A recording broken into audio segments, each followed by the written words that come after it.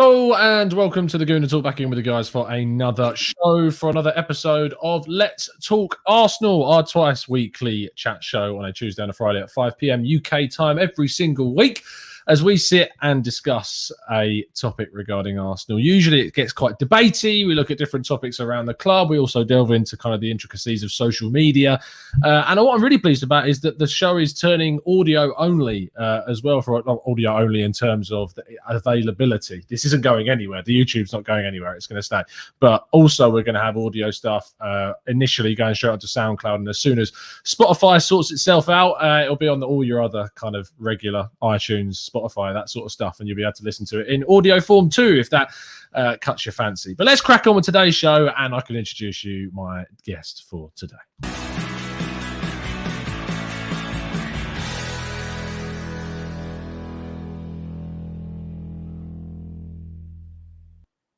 Hello, Owen. Are you well, son?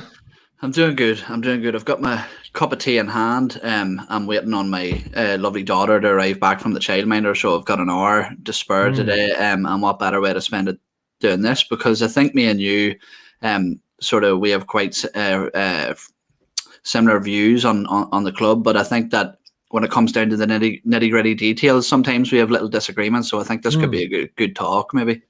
Yeah, obviously we were talking about a discussion that I'll reveal more about in a second. Of course, if you've read the thumbnail and that, you'll know what it is. Before we do crack on with it, though, I want to give a big shout out to our LTA sponsors, which are Football Prizes. Now, this is quite cool because we've now had two members winners in a row. The last 2 weeks, we've had Dan Robert, who won the signed Aubameyang photo montage, and then on Friday, Jared Carver, the lucky bastard, went out and won a signed Dennis Bergkamp shirt of all things, and that should be with him in a couple of weeks' time. Got all the way to Chicago this time. I felt a bit bad. The shipping fee must have been incredible, but that's going to be going out to Jared very, very soon. And this week's prize is also quite retro, and it's a signed Arsene Wenger pennant, which are basically when you're in European competition, usually Champions League, which we haven't had for a while.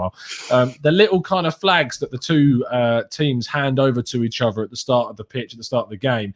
Arsene Wenger has signed one of those, and that is this week's prize. It's only 66 tickets this time around, so there's a better chance of winning it if you want to get involved. Link to the website is in the description. So go buy yourself a ticket, and maybe we can make it 3 members wins in a row. I don't know. 18 tickets have been sold already, and it's going to run until Friday. So you've got 3 days left to get your tickets for this one. But that's that.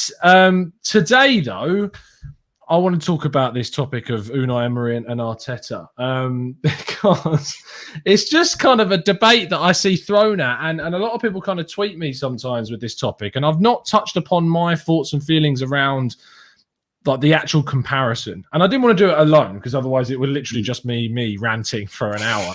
So I want to get your thoughts first of all. What do you make of kind of the whole thing, and what do you make of the idea that Emery's had it harder than Arteta? To be honest, I don't like the comparisons whatsoever. Either of the 3 managers between Wenger, Unai Emery, or Mikel Arteta, both are very different figures, very different personalities, very different ways of operating, and in very different landscapes, which I'm sure we'll sort of touch on in more detail a bit later on. But to be honest with you, I think especially in the current climate with COVID, with the pandemic, in all aspects of it, it just blows off any sort of comparison that you really can truly make. As we can see from the league table this year, football is just all over the place. So it's a sort of bad sample pot to be picking from, if I'm being completely honest, which in turn I think has a bit more of the level-headed side of the fan base, given Mikel Arteta a bit more time than he otherwise would have had. What I struggle most with this is just kind of the lack of context that goes with it. And yes, Yannick, we are doing this. And evening, everyone in the chat box. Good afternoon. I hope you're all well and doing good. What I struggle with this is that people look at the 2 managers and the teams that they had, and that's it. And that's all they look at. They don't look at the overall context. They don't look at the other teams that were involved. They don't look at the difference in competition that both managers have had. They don't look at the situations of who was available. They don't look at the age of the players and the primes and the forms that they were in during those times. And they just go, he finished 5th. Arteta's in 8th, in 10th. He's clearly worse. And that's all that people, that's what I don't understand. And also the fact that the route to the Europa League final, which is also brought up, was I'm no disrespect to kind of the teams we were facing. And we made a bit of a mess, or kind of we made as much of it as we kind of could have done. But the route to that final, in which we got absolutely battered by the only kind of decent side that we played against into it, was pretty darn easy to that final. Whereas Arteta, in the route to his cup final, which he won, just want to put that out there, Man City and Chelsea, and away to Sheffield United in the season where they did exceptionally well, is like I really struggle with those two comparisons, because you've got that side of things, and then you look at where we finished in that league table. You had Everton that were pretty darn poor under, was it what's his name, the former Duncan Ferguson. No, it wasn't. It was under the guy who used to manage Watford, Marco Silva, wasn't it? Marco Silva, yeah. Just didn't do very well at Everton at all. You got Aston Villa that finished a point above the relegation zone. West Ham hadn't brought in some of the players they've got in this season with their likes of Jared Bowen, etc. And Arteta's now into a Premier League environment where there's so much more quality, so much more money's been spent around him, and the signings that he has made, only one of them's been available for most of the season, which has been Gabriel, and even he's missed some of it with COVID. And the main signing that he made in Thomas Partey has barely been available at all. And the point at which Emery got sacked, he lost the dressing room completely. Like, it had gone. And Arsenal were arguably in a worse position under Arteta in that October, November time where we couldn't even win a game for toffee.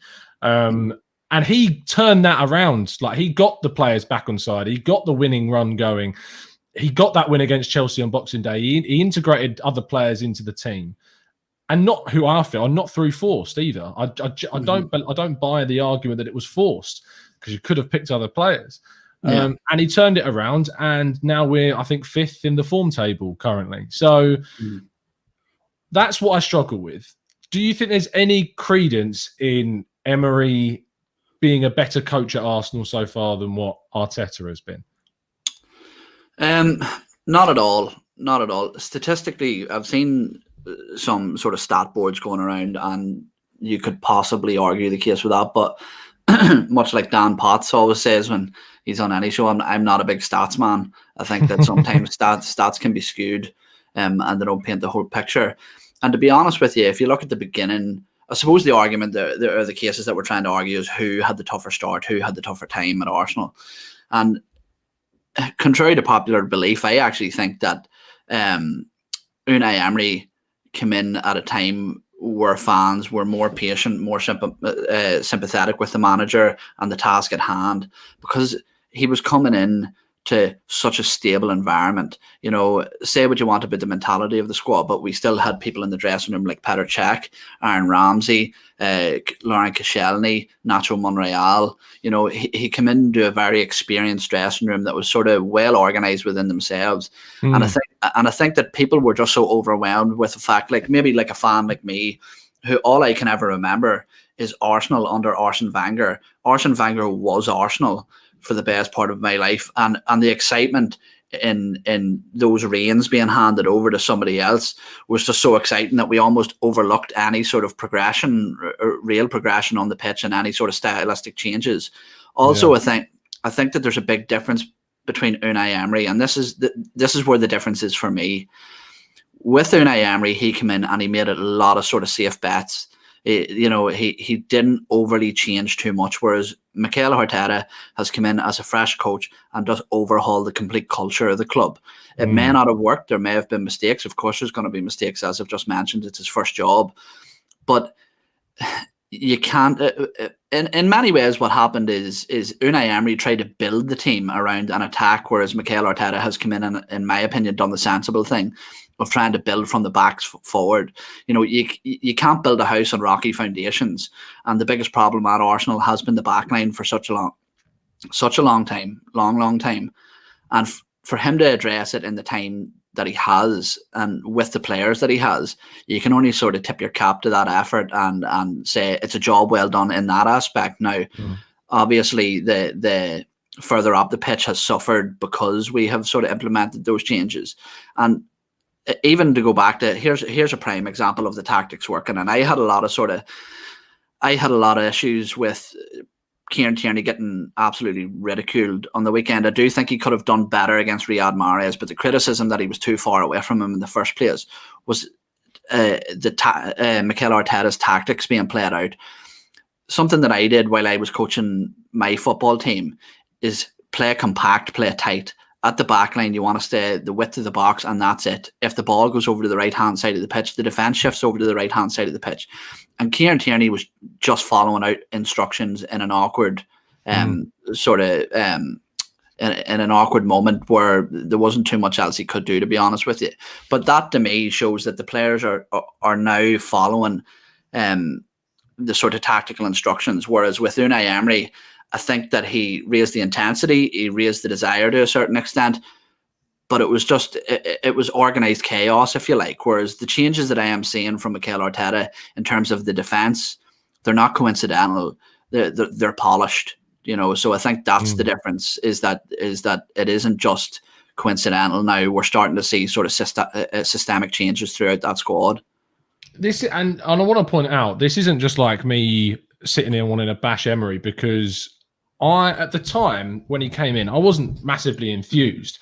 But 2 years prior to his time at PSG, when we were still under Wenger and we were looking for possible changes in management, I did look at Unai Emery as a possible replacement during that time, because obviously during that period I was much more integrated into watching La Liga, because I had more time on my hands to do that.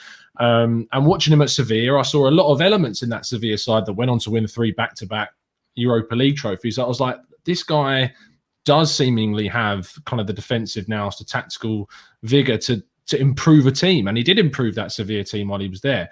He didn't improve PSG. In fact, I think he managed to lose the one title of the last, so however many years, to Monaco, of course, who themselves had a very good team, admittedly. But it was PSG in Liga, and you think, yeah, and he didn't manage those big personalities very well either, with Mbappe and Neymar. And when he came to Arsenal, the communication was always going to be this big thing that was going to be an issue.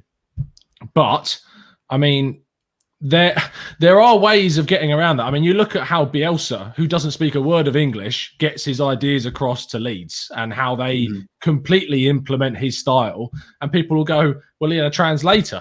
And I'm going to go, hold on.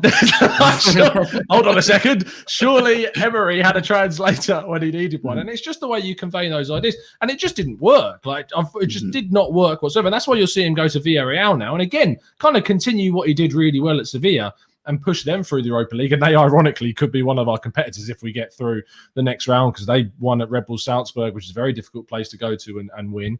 But I want to get to kind of some of the comments in the chat, because I know there are some people that disagree with us, which is absolutely fine. We're not here to throw around just kind of the arguments that are in support of what we're saying. And I want to hear what you have to say regarding this topic. So if you do think that Emery had done a better job than Arteta is currently doing, then throw your comments in, but explain your points. Tell us why you think that is the case. So Craig Barlow says, Emery finished 5th with a far worse squad, in my opinion, but his last 5 games and poor Europa League final defeat really did finish him. Arteta, apart from defensively, what else has he done? Still has 11 defeats this season. Do you want to have a go at tackling that? And then I'll give you my thoughts on it. Yeah, I just think it's a case of competition. I think that if you look at the Leicester side that we face now, are a far more balanced and complete outfit, even though they were still a relatively good side back then. I don't think they were as sort of as much as a mainstay in those positions. Also, I think that now Wolves coming up as well have been very good. Everton have improved too. So it's just a case of, I think that our competition has increased and we just haven't followed suit at a rapid enough pace. I don't buy the squad thing.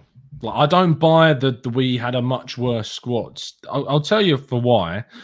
The centre midfield, for instance, if we just take a look at that for a second, Emery had Aaron Ramsey in his team, and he had him for that full season. Obviously, we lost him towards the end because of the injury. I think it was against Napoli that he suffered that injury in the Europa League.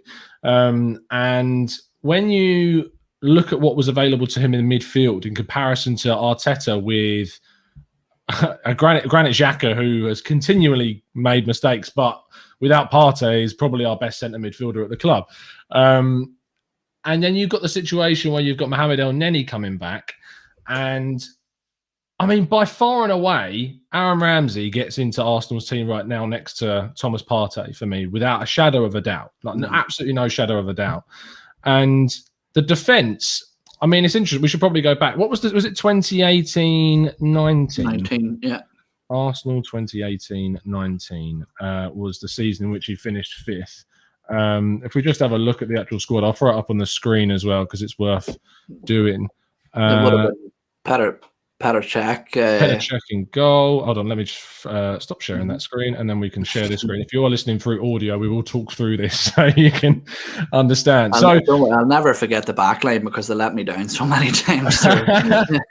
So in his first season, obviously, and he had Lucas Torreira when he first came in, and we thought Lucas Torreira was going to be like the next big thing, and then arguably Unai Emery ruined Lucas Torreira. I tried to play him as a number 10, which I found utterly ridiculous. He had Mesut Ozil at the time, which, I mean, you can say what you like about Mesut Ozil now, but back then was still just signed that new contract at the club. You had Alex Iwobi, you had Socrates and Koscielny. Socrates had just come in. You had Laurent Koscielny still there. Aaron Ramsey, as we talked about, he brought in, well, we say he. We talk about the players that he brought in. Raul Sanllehi, he was very much more involved in the players that we're bringing in, Sven Mislintat as well. Sead Kolasinac, much younger, as we talked about. Matteo Guendouzi that was brought in. Again, I just can't find the will to rate him. I just don't rate him at all. It's a bit of a headless chicken. But he seemed to get quite a bit out of him at times through his running. Nacho Monreal was the left back because this was the season before we brought in Kieran Tierney with Kolasinac there. And I thought Monreal has actually been one of the more consistent players that we've had at the club, especially at left back. Much more so than Kolasinac, that's for sure. And you had obviously Aubameyang there, Lacazette there in arguably much better state than he's been in the last year. Henry Mkhitaryan was also there. I don't see this as a worse squad, like as a much worse squad, because the difference is now is what. So we've brought in this time Kieran Tierney, which has improved us at left back, but I think arguably Arteta's got more from Kieran Tierney than Emery did.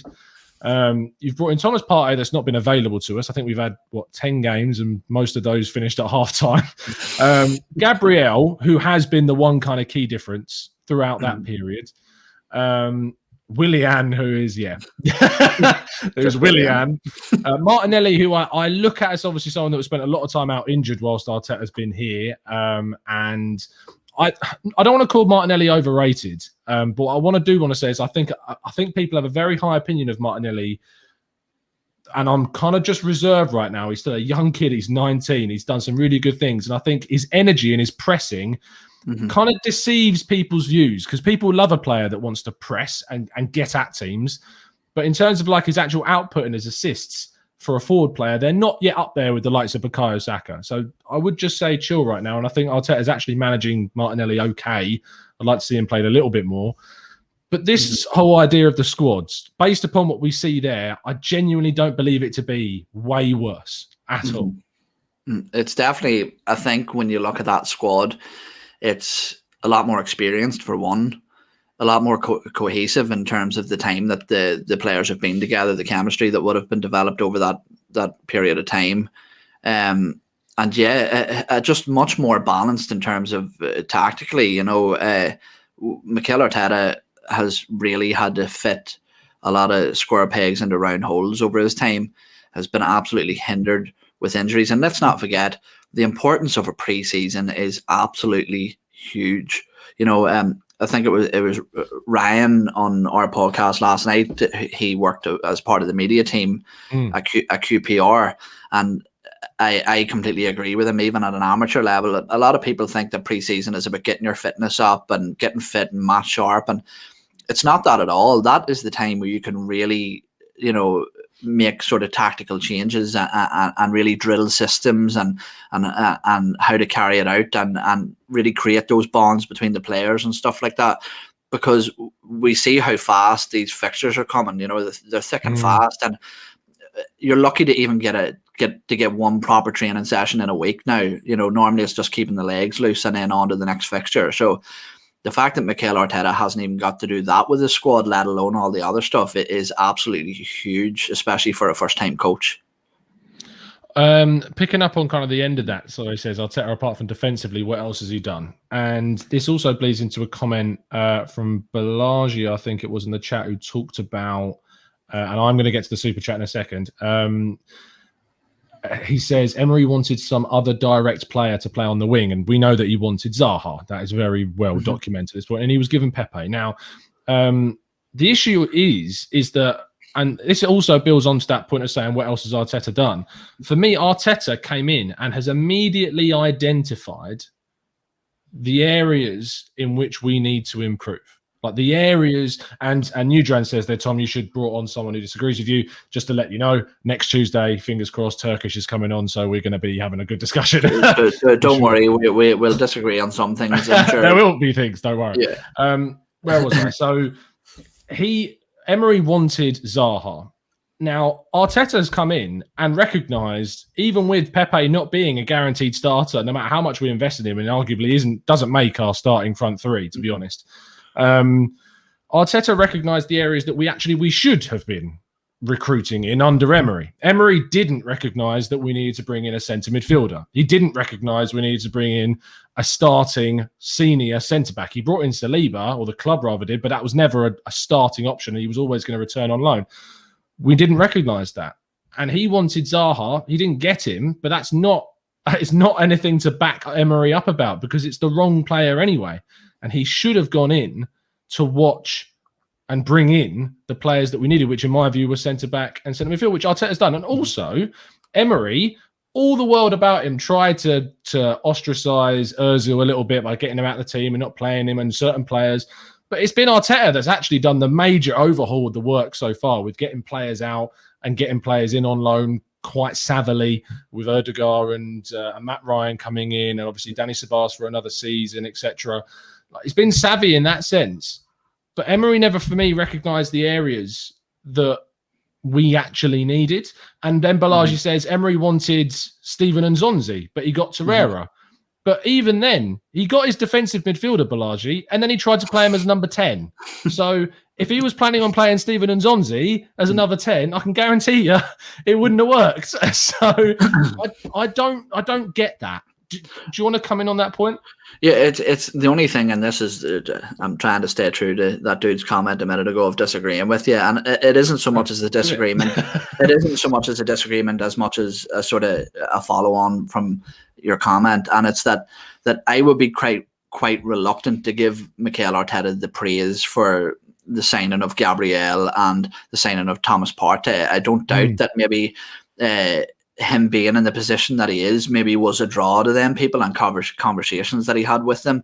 But in terms of identifying the targets, well, we know that's predominantly Edu's job. So I think that maybe Edu, when he gets criticised for maybe the Willian deal, and Mikel Arteta gets off scot-free for that deal, I think that it would be wrong to leave Edu out of the conversation when we talk about those type of signings coming in.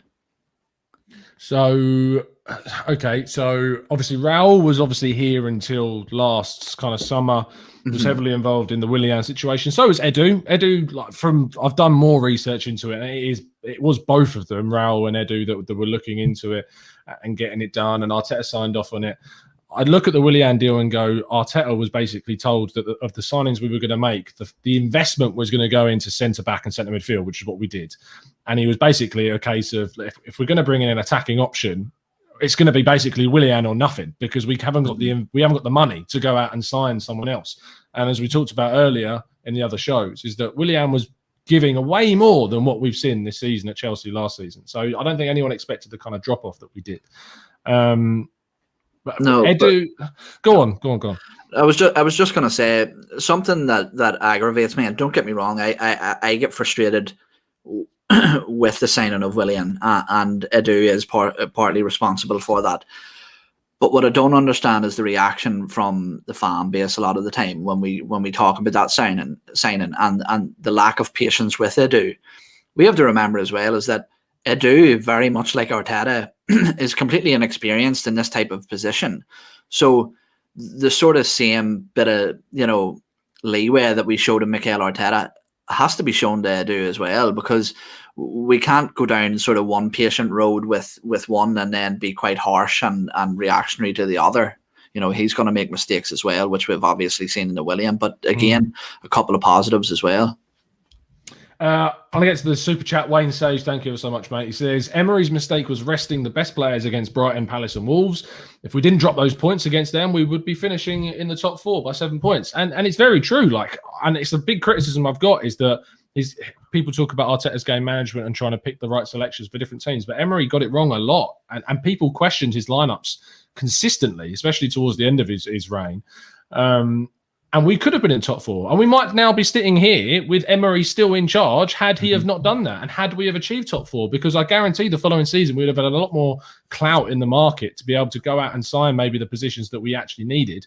And maybe he could have got Zaha. And then maybe he could have got an extra centre midfielder or a centre-back on top of that he wasn't able to do. But it still was that priority of getting in a wide forward that scored goals over the other positions that we needed that I still think lays kind of the fallacy, I suppose, with this. Thank you also, Benjamin Harmon, for signing up to be one of our brand new members. Thank you so much, mate. If you are, in fact, an expert member, you get access to the Discord server, and I'll make sure to put a new link in the community tab today. Let's go to another comment. I'm trying to find ones that obviously disagree so we can try and talk about it. Just for comedic value, what was more genius, Torreira in the 10 or Willian in the false 9? Yeah, both managers have made mistakes. That is for damn sure. Divyan says, during the Emery era, we got rid of Rambo, Wilshere, Iwobi, Mkhitaryan, and alienated Ozil. That's literally all of our creative talent and never replaced them, hence the likes of Torreira at 10. So I understand that, but it's like, I'm not sure if that's like a criticism of Arteta or if that's, I mean, how do you see that comment? Look, there's something that I said, there was quite a reaction online when Jack Wilshere, when it came out that Jack Wilshere was going to be leaving the club and when Aaron Ramsey was going to be leaving the club. And what I put out at the time was, we demanded change, and this is what change looks like.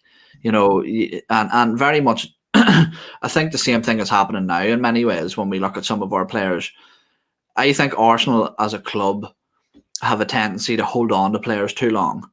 Something that I've said as well is within this rebuilding process, come the summer, don't be surprised to see one of the sort of fan favourites or one of the bigger names leave for to raise cash to sort of spread out into other positions across the team. And I think that when you go back to the Ozil thing, just to go back to the Emery Arteta thing here, I think that in many ways Mikel Arteta was left to pick up the pieces of a mess that Unai Emery had created in many ways with the handling of Mesut Ozil, to alienate the biggest player in the squad, the highest earner, the sort of talismanic figure that the club have, the poster boy in many ways, is a big call. And you have to be damn sure that if you make a decision like that, that the team have to produce on the field, and that just didn't happen for whatever reasons. In many ways, look, I know you could say Mikel Arteta did the same thing and he never got the results, but I honestly think that those decisions came from higher up, and that decision wasn't in Mikel Arteta's hands. I'm interested to talk about some of the context. Omar in the chat talking about let me start for the original comment. It says, Arteta has taken us from 8th to 10th. Emery took us from 6th to 5th in that time period. And again, like, for me, the context around the two situations comes down to all of the other teams in that process and all of the other teams that were competing at that time. Like, the squad, you would say, is maybe slightly better based upon raw personnel right now. but the squads of other sides around us has improved much more dramatically in that same space of time. Like Leicester's squad's way better than it was against Emery. Aston Villa's is way better. West Ham's is way better. Like, they are better and they have improved more. And not only that, is that the one player that was meant to take us to that next level has not been available to us in Thomas Partey. And this new manager's come in and not had a summer because of the COVID situation at all. And as you talked about the importance of pre-seasons, he came in December, COVID hit. He didn't have a pre-season whatsoever. He's probably not going to have much of one again next season because of the whole European Championships. And then the following, I mean, to be fair, the following one in 2022 is a Winter World Cup. So it's ironic because the actual only summer full pre-season he'll have is in 2022, which is more than 2 years after he was appointed. There is...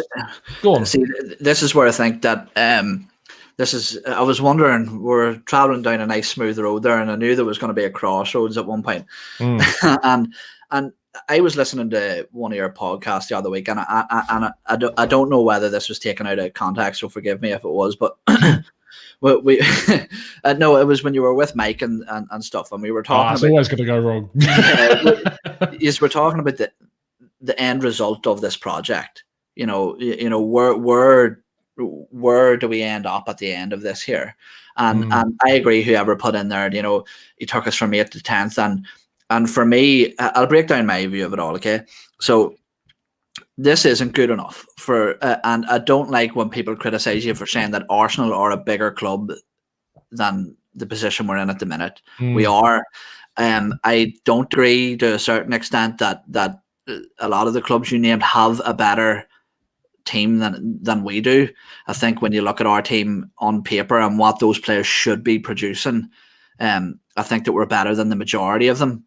I also think that football is a results-driven business, and I think in the festive period just before the Chelsea fixture that about 50% of the fan base were on the sort of the thought train of maybe it's about time that we will move this guy on and explore different avenues.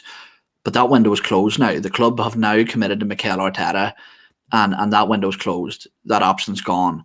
So in my mind now, the club have to give him the summer and a minimum of about 15 games next season. Even Christmas time is the sort of idea I have in my head. But what you said was that, and this is what I mean by correct me if I'm wrong, is that to think that Arsenal can get to being a title challenging team on a consistent basis is unrealistic. Maybe even before I can go on, you can sort of elaborate on that. So the point at which I said that I don't think Arsenal can be a consistent title challenging side is, yeah. So I don't think in the realistic view of football, in the 2020s to 30s to 40s, whatever, at the moment, with the current situation of Arsenal, with the owner that we've got, with the situation with other clubs, I can't see Arsenal realistically being a title challenging side in the future. Basically down to the fact that you've got clubs like Chelsea, Man United and City that basically have a blank check for most of the summers that they go in, and they could just go out and sign effectively whoever they want. You saw it with Chelsea this summer. And that there's the regulations that we were assured would be in place effectively don't apply to these clubs. We saw it with Man City when we thought they were going to get banned from the Champions League. Didn't happen because clubs just get around it. It's just what happens. It's just the reality of the corrupt world we live in, unfortunately. And Arsenal aren't able to be in that bracket of clubs. Like, we can't go into the next summer. Like, I was listening to Same Old Arsenal with Dan earlier, and Dan was saying about how Arsenal need to basically they need to improve 6 areas, 6 positions on the pitch. If we upgrade those 6 positions, we can be in a place to compete. And Arsenal don't have the capacity, unless they have a major kind of sale and boost of income, which in a COVID-effective environment is going to be unrealistic anyway, to go out and upgrade on 6 positions. Like, it's unrealistic. And I hate it when people go onto social media and type in like out all these players with the prices next to them, and then in all of these players with the prices next to them, because it's just not realistic. Like, that is not going to happen. FIFA. Yeah, and it's not going to happen. So Arsenal aren't able to be a consistent title challenger because whilst we can incrementally improve 2 or 3 positions like we tried to with Partey and Gabriel, clubs like Chelsea and Man United and Man City already have amazingly good squads that are continually developing because they buy young now and they've realised that. but those clubs will continually be able to buy and upgrade on 3 or 4 or 5 positions if they need to. Arsenal aren't in a position to do that. That's why we won't be consistent title challengers, if that makes sense. I just think that, so I'll respond to that and then I'll say where my head's at in regards to where this project should be heading. In my head, with the financial restrictions, if they are implemented, I think through one, obviously the size of our stadium, the match day ticket pricing, the TV deals, and the money for being back in the Champions League, along with building a sustainable model of being able to produce players and move them on, and the fans just are going to have to come to terms with the fact that we're going to lose players at times that we maybe don't want them to lose, because that's their head. We're trying to sell them as close to their peak market value as we can, the likes of maybe a Gabriel Martinelli or an Emile Smith-Rowe at some stage, and that's just the way it works. And I think that, as I say, if those financial restrictions are implemented, that there is only so much money that you can spend. And I do think that Arsenal, with that Champions League money, with those player sales, are in a position to maybe financially rival those teams. Maybe not to the extent, but not far off. And the issue, and maybe I'm thinking here too much with my heart and not enough with my head, but the only problem, and it really hit me when you said that, because I was thinking to myself, well, the only reason we got rid of Wenger was because we didn't want to just be a top 4 team. We want to challenge for titles, and to go full circle, to go through this whole sort of transition period and all the struggles and dropping down to where we are, to just get back to where we left off, it doesn't do it for me. Now, I'm not saying that we have to win the league every year, but at least be competitive, a real sustained challenge towards the title every 3 seasons, it is something I'm sure every single fan could live with. So yeah, and look, at the end of the day, you can talk about City and the size of their squad and the depth they have. There's only 11 players that can go onto the pitch in one competition at any given time, so for me at this point now, when we move towards this summer transfer window, which I think is arguably the most important summer window in Arsenal's history, and lo and behold, we'll have to do it under, as you said, the conditions of COVID, but we have to now start to purchase quality, not quantity. To look and think that we have to buy and improve. Like, for example, there's talks today about Hector Bellerin possibly moving on.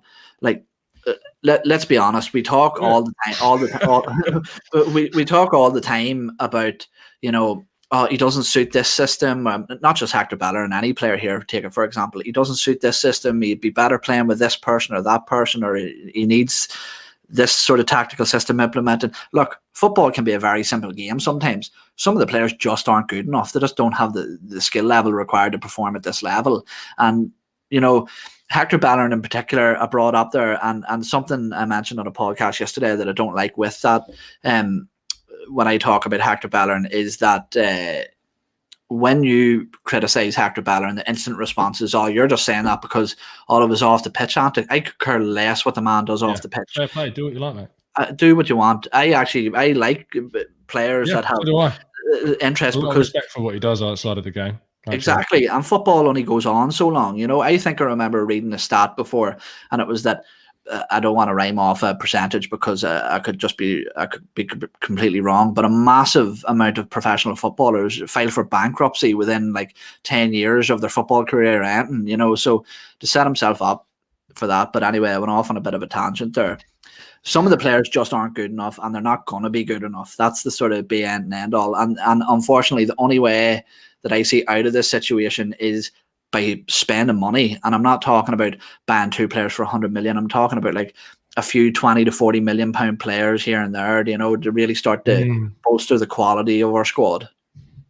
I want to pick up on a super chat from Benjamin. He says Emery was very flawed. One thing he did that worked sometimes was making the early subs. And I think it's a good point to highlight, because I'm never going to sit here and say that Arteta is perfect, because evidently that is not the case. And for someone going into his first job, that is not going to be the case. And a lot of people would say that he shouldn't have been appointed. And there's an argument with hindsight to say that might be the case. And we should have gone for someone more experienced than Arteta. But the fact of the matter is we do have him now, and what he is doing, and from the good things that I do see, I am happy with happy is maybe not the wrong word, but I'm content with the fact that I can see incremental improvements that over a long period of time I will be happy with and can see like a project moving forwards. Now, the point is that with a year that we've seen with Arteta, like the year that we've had, just over a year, it's not enough time. Basically, I don't even describe it in terms of time. The one summer window that we've had Mikel Arteta is not enough time for me. It's not enough time for me to have a real assessment of whether this is working or not based upon the evidence that we've shown. The year and a bit of Emery, based upon the targets that he went for, based upon what he did with the players that we had at the time and where we were towards the end of his tenure, that was enough evidence for me to say, I don't think this is going to work. I don't think this is going to go anywhere. And that is ultimately why I'm willing to give him more time than I am with Emery. Emery had 2 summer windows, and I think that he identified players, some right, like Lucas Torreira, like Kieran Tierney, those types of positions, 100% spot on. But then what he did with Lucas Torreira was completely the wrong way of handling that player. And I think Arteta has done more with Kieran Tierney in the time that he's been here than what Emery did. And then you have players like Pepe that came in that I get that it's not the player that he wanted, but it's the position that he wanted. It's the type of player that he wanted when that's not what we needed. And we needed to bring in the centre midfielder and the centre back. That's why I can now, with what we've seen from Arteta, say I want to see more of Arteta, whereas I didn't want to see more of Emery, if that makes sense. Mr. Joker says, Arteta or Emery doesn't matter at this point. We need to improve our business model and agree that no more extensions, players are assets. We should treat them as such. And we should treat them as such. And I'm hoping that Arteta has shown that your highest paid player on the books is not being treated like a king and that we can move him on and stuff like that. I think there is good signs that there isn't like there is. The players are accountable, they are expendable, and they can be moved out. I think he's shown that with Aubameyang, with taking him out of the lineup, subbing him in certain games. He's shown that he can take him out of the firing line or take him out of the lineup when he's not doing so well. There are some decisions that we question really heavily because the Willian thing is dying off. He hasn't started a game, I don't think, for the last 2 months, which gives me hope that he's realised, this guy's pretty crap. So he doesn't want to play it. I think as well, something that we'll have to remember, and I think a stick that Mikel Arteta is often beaten with is that about him blocking the exit of Granit Xhaka to Hertha Berlin for 22 million. And going into this summer window, I actually expect quite a few outgoings again. And I think the reason for that is this is actually very relevant because I'm going to buy a house at the minute. But look, if you own a house and you have it in your head that you're going to sell it, you always look at the property market, the way it's trending. And if your house is at a extremely low value, are you going to sell? No, you'll sit and wait until the market goes back up. And in many ways, I think that's what we did with the likes of Granit Xhaka, Hector Bellerin, Eddie Nketiah. I think that the club have their eyes on these players as potential exits, but they were reluctant to take cut price deals for these players because they believe that money's tight at the best of times, but no more so than now, and every penny's going to count. So come the summer window, whereas you would have got £22 million for a Granit Xhaka, you could maybe get a £30 million or in and around that. Hector Bellerin was maybe a £20 million. He could be a £35 million to the right club, and that money matters. And so I expect to see some outcomes. In regards to the Willian thing, I would agree. The only worry I have now is that we have 2 highly played underperforming players on the books when we've just got our biggest one off. We've got Pierre-Emerick Aubameyang for another 2 years, and we've got Willian for another 2 years. That's almost 600 grand a week, isn't it? I think in around, if you believe the wages that are touted. And to me, that's my biggest worry in terms of the finances of the club around transfers and deals and stuff like that. Long gone are the days. I remember I was screaming during transfer windows years ago because Arsene Wenger had the 100 grand cap on his wages, which stopped us attracting big players. And we all cried for that to be broken. Maybe that was the right road to stay on.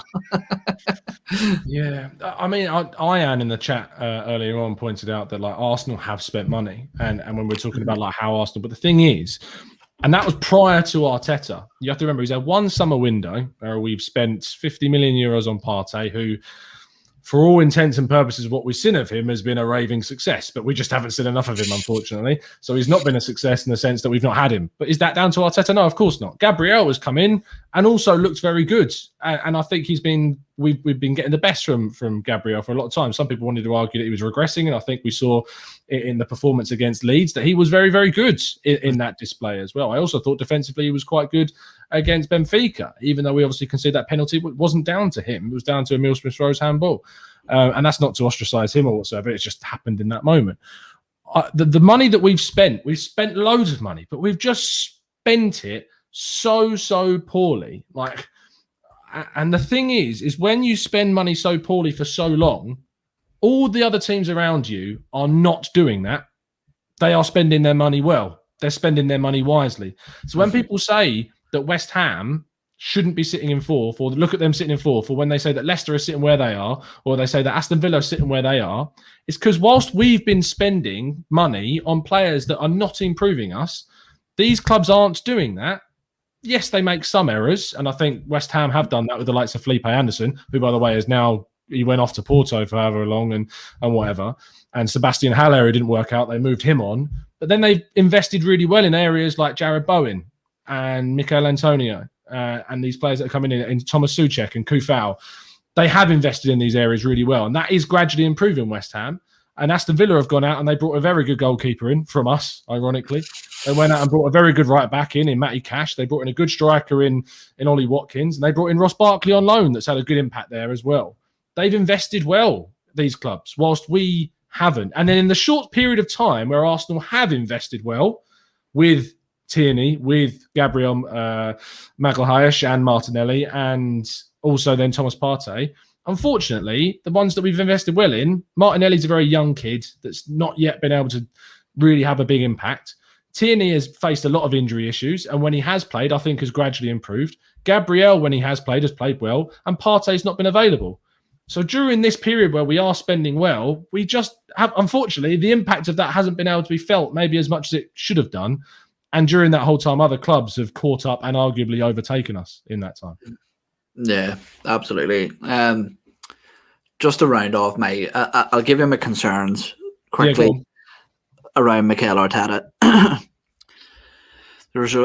think there's a reluctance to change from him at times. We see that would talk about the substitutes all the time. I think that's something he's really going to need to address quite quickly, because people are getting frustrated over that, is that he's not proactive enough. He's too patient sometimes and lets the game linger on too long. I actually disagree with the Gabriel Martinelli situation. I think that he's mismanaging that. I know he's coming back off a bit of an injury, but the complete lack of minutes is a concern for me, especially. I think people always try to compare it with the Phil Foden situation at Man City, whereas I just don't see them as similar situations at all. I think it's very much like the Saliba Fofana comparison. It's similar but not similar, if you know what I mean. Phil Foden is a Man City boy through and through, in a team with a ridiculous amount of depth, so he would have much more understanding, whereas Gabriel Martinelli is often the brightest player on the pitch when he's given the chance.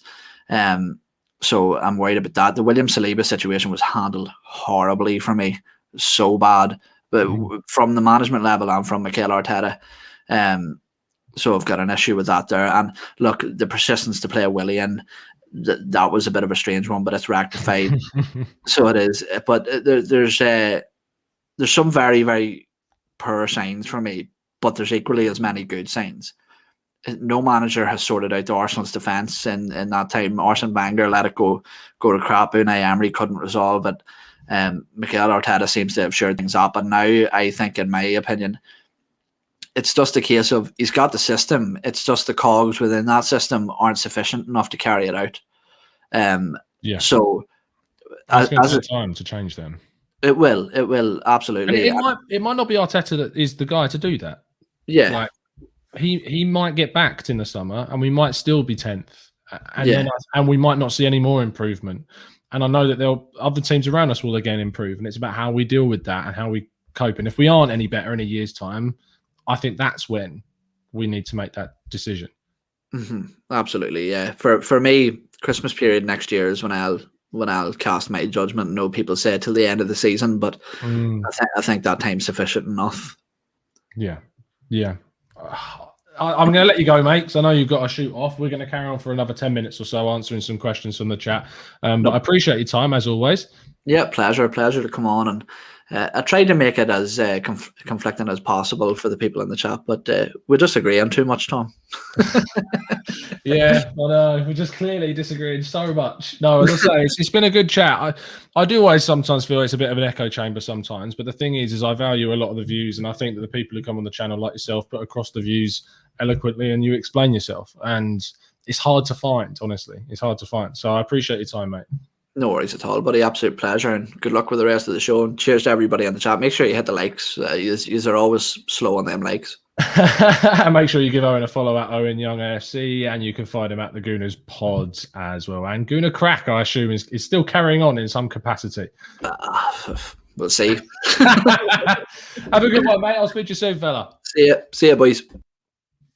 So a massive thank you to Owen for coming on today. Of course, I know sometimes people don't think that we get people on that disagree all the time. And it's really, honestly, sometimes it is difficult, because I think what people can understand sometimes about Arsenal especially is that it's really tricky to find a scenario where you can get people onto the same show that will disagree and can be civil about it. Now, thankfully, there are some really good pods out there that do manage to do that. And Craig at Same Old Arsenal is very lucky that he's got a great crew around him that have differing views. And at TGT, obviously, we have kind of a crew that have very similar views in some areas. And sometimes we disagree on certain things, but they're not really kind of the main points about Arteta and Arsenal. And I do want to go down a route of doing these shows which are more debate based, and that's why I got Dan on last week, I think it was, and why I plan on getting Turkish on next week is because I want to talk to more people that do have different views, to try and hear their side. And I've also offered the opportunity for people in the chat box who have different views to come on. Trust me, I've offered people that have very different views to me the opportunity to come on the show, and they've turned it down because they don't want to come on, and they don't want to have discussions about whatever and have different views to myself. It's really, really difficult to build an environment whereby when people disagree, they want to be around each other. It's really tough, really, really tough to have that. And that's why I'm going to really try over the next kind of season and a bit. It's going to take time. Trust the process. You've got to trust the process. And hopefully we can do that. Now, I'm going to be around here for the next kind of 10 more minutes or so. So if you do have any more questions, we are going to take those. We are going to answer them and get to them. Yonik Max says, Turkish on TGT, dark side in strong. Yeah, I'm looking forward to having a chat with Turkish to kind of hear his views and obviously for him to hear my views, and we can have a chat about all of the kind of things that we're struggling to understand and that we don't agree with. Matt Thornton says, you've got to take a deep breath, sit back and look at the bigger picture. Also, what I want to do is point out is that Omar in the chat, I know I've been pointing this out while this has been going on, but Omar Yaya in the chat, who is someone who always pops in, along with a lot of other people that don't agree with my view, is always respectful. And unfortunately, Omar in the chat today has had to deal with people calling him a hater, which I don't necessarily agree with. And unfortunately, it was also one of my members that did that. And I don't agree with that. And I've had to time out a member for that. Now, people that decide to come and become members, I have huge respect for, obviously, everyone who watches the channel.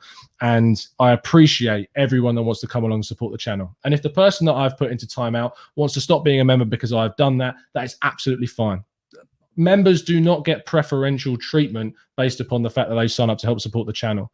I might go to some of them for questions more often, but that is the only specific time that will happen. But in terms of preferential treatment of how I view your opinions, it doesn't change.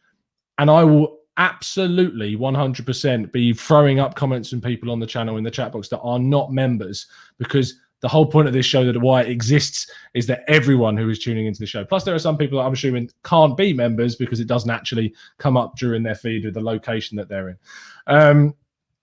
But anyway, there's the deep bit past. Let's go on to talk about some more interesting stuff from the chat box. As Matt Thornton says, please hit the like button and smash those into the chat box. People, I really appreciate it. Nana G says, that's true. I think he pushes them and gives them a chance to prove themselves, but they let them down each time. But hey, the players know what they have to do in response to what Craig said.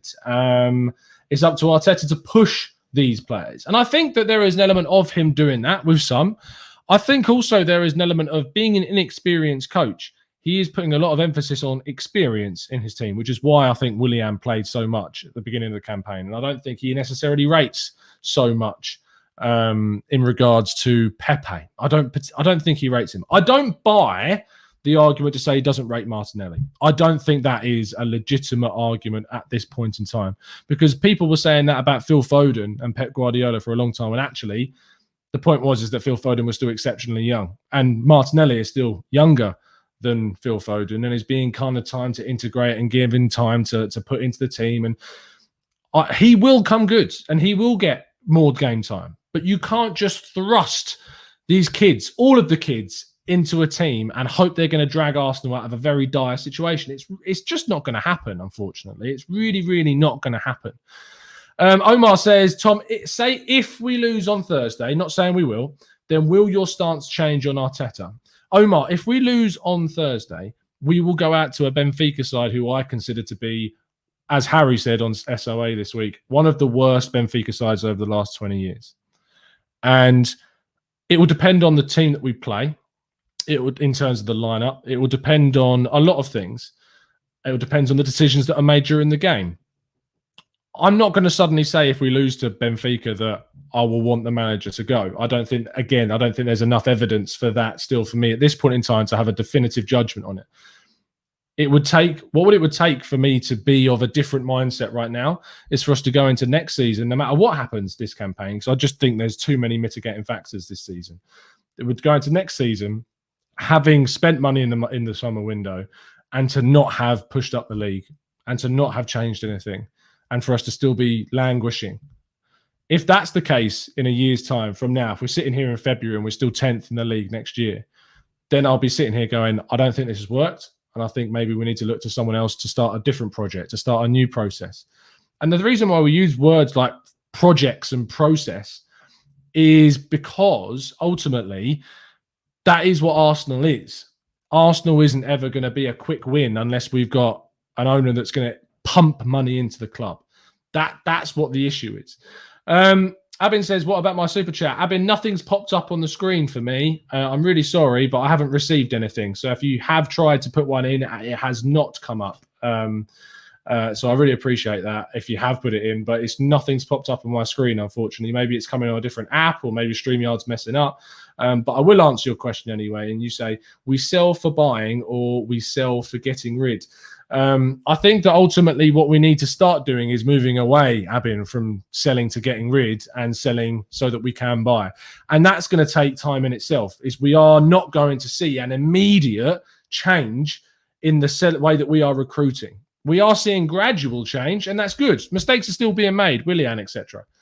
But the good signs in Partey and in Gabriel and in Martinelli and in Tierney is that things are gradually changing. We've got a lot out in January, and we got a fair few out in last summer as well. But we still need to move on a hell of a lot of players. And in a market that's affected by COVID, it's very difficult to find buyers for these players because teams aren't willing to take risks. Teams have got to be really careful with their money. And all these players that you and I sit here and go are not good enough, funnily enough, other teams don't think they're good enough either. And that's why it's really difficult to find buyers for these players. So when you see people sitting there on their social media typing in their FIFA style sell and buy list and the amount of money they think they can get for them, it's a load of BS, unfortunately, and it's not realistic. And that's why you just kind of have to hope and pray that we can move players on where and if we can. And then we can start selling well. And I'm hopefully in the summer we'll see the likes of Nketiah, Nelson, maybe Willock be moved on for significant fees. Guendouzi, Torreira, if they can't be reintegrated into the team, that we can move them on for a decent fee. And then we can reinvest in this summer. And hopefully we get another cash injection from the owner. Fingers crossed that happens. It's going to take a hell of a lot to change things. It really, really is. It's also going to take people being a little bit more open-minded to some of the signings that we could make. There might be names that you don't necessarily think are Arsenal quality. But Arsenal quality is very kind of contextual right now and is not necessarily something that we can all agree with. What I might think is a decent signing, other people might not. I mean, when we signed a £6 million kid from Brazil and put him straight into the first team, it's some people might not have said that Martinelli was Arsenal quality when he came in, but it turns out he's looking like he could be. But then there's players that we bring in, like Willian, had a very good season last year at Chelsea, was in the top 10 chance creators in the Premier League, and has come in and been a damp squib. So I've never used the words damp squib in a long time. But it's really tricky to do that. Matt Thornton says, would you try Torreira next to Partey? I genuinely don't know the situation with Torreira right now. I don't know if the time under Emery, where he was misplayed and misused, has affected him so much that he can't come back, whether he wants to be here. It's a lot more than just a FIFA number. I think people get very obsessed with kind of a player and how they rate them. Whereas actually around a player, there's like the social life, how they're actually feeling about the club, their wages, the contract length. There's all these other things that come into talking about a single player. And why maybe Torreira and Partey could work next season, maybe. But Torreira might not want to be here next season, and that's something that has to be thought about and considered. Yo-Yo says, Arteta will remain at the club regardless of whether he finishes in the Europa League, European spots. If he was to, after having been given greater powers than Emery, should he remain at the club? I think I agree with you in the sense I think Arteta will be here no matter where we finish this season. I think the club are invested in him for at least another year. And I think they, like me, have probably seen enough to think that he's earned another year in charge and look at the mitigating circumstances of this year and think of it as a bit of a write-off. I don't see it as a write-off, but I certainly think the club, there is elements of the club looking at this season as a bit of a write-off. Next year is going to be telling. They've already shown that they're willing to sack managers. They did that with Emery. If things don't go well after a serious investment in the summer, they won't stand for it. They will move him on. That I have no doubt about that. It's just then, if he does get moved on, is do I have the faith in the current board and the ownership to make a decision on who should come in? With Raul no longer here, with other people no longer here, I have a little bit more faith, but I'm still struggling because I think the ownership has a lot to answer for in terms of the recruitment that they've made, both executively and in terms of players. The Cronkies have a lot to answer for in terms of their decision-making, but I'm just hoping that their investment will continue to come and that we've got people now in with Arteta and Edu that are making some good decisions when it comes to investment. That's where I kind of feel regarding that. We'll be back tomorrow. I'm going to finish off the show there. If you could drop a like on the video, I really appreciate it. I know I don't show that enough throughout the shows, and that means people don't genuinely do it. But I really appreciate if you could drop a like on the video and subscribe if you're new. This is now going to be an audio thing as well. I'm going to be getting these out regularly onto the audio platforms. I'm in conversations with Spotify trying to get it out onto there and also then onto iTunes as soon as the RSS feed is fixed and sorted. But it's out on SoundCloud. There's a link for our SoundCloud page in the description. All the shows are going to be going out on SoundCloud. I say all the shows. It's going to be the podcasts, the Let's Talk Arsenal shows, and the Raw Reaction shows are all going to be going on to audio-only platforms as well, like SoundCloud, and hopefully onto Spotify as well. So if you're traveling in the car on your way to work, or if you're doing a run, you can listen to us without having to go on to YouTube as well. So I really appreciate your time this evening. Keep it positive, keep it real, keep it safe, keep it respectful as always. I'll be back tomorrow afternoon, 2:30 p.m. for the preview of the Benfica game with a couple of members, fingers crossed. But it's been a pleasure to speak to you guys as always. A massive thank you to Owen as well for coming on earlier on, and you can find him at Owen Young. I want to say 20, but yeah, it'll be something. You'll find him. Just type it in EREOIN Young on Twitter. You'll find him, and you can find me at the Gooner Talk TV, and you can find my personal media account at Tom Canton Media. We're back tomorrow. I'll see you again very, very soon, and as always, up the Arsenal.